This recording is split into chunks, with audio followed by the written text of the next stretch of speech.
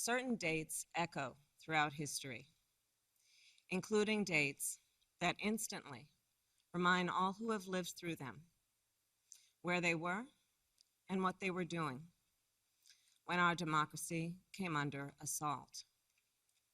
Dates that occupy not only a place on our calendars, but a place in our collective memory. December 7th, 1941, September 11th, 2001, and January 6th, 2021.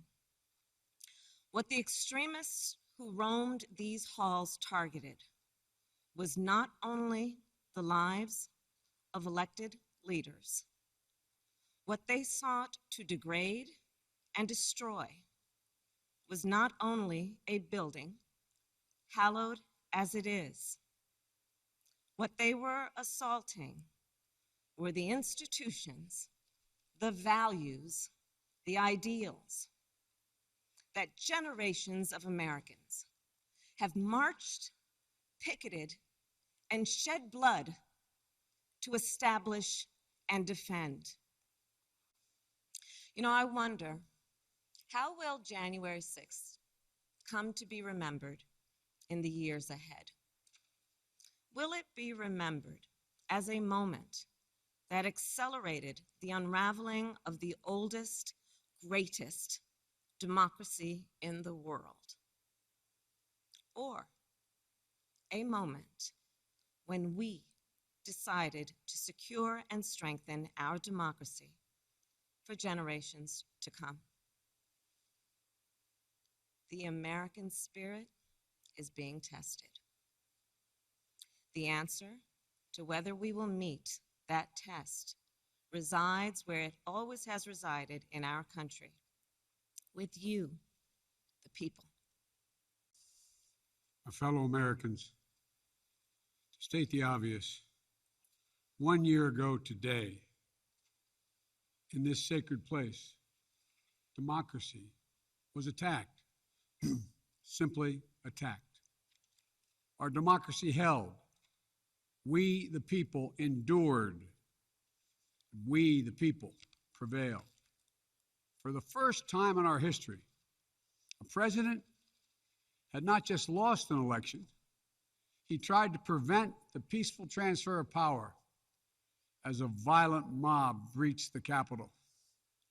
But they failed. They failed. And on this day of remembrance, we must make sure that such attack never happens again. And here's the truth. The former President of the United States of America has created and spread a web of lies about the 2020 election.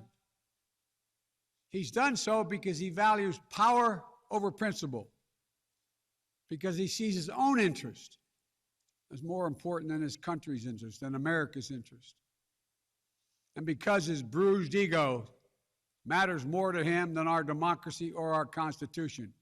He can't accept he lost, even though that's what 93 United States senators, his own attorney general, his own vice president, governors and state officials in every battleground state have all said he lost.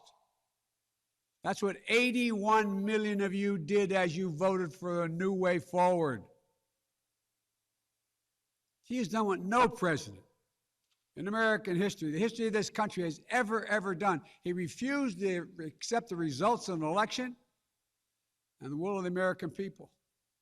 Even before the first ballot was cast, the former president was preemptively sowing doubt about the election results. He built his lie over months. It wasn't based on any facts. He was just looking for an excuse, a pretext, to cover for the truth. He's not just a former president. He's a defeated former president. The president's name was first. Then we went down the line. Governors, senators, House representatives. Somehow those results are accurate on the same ballot.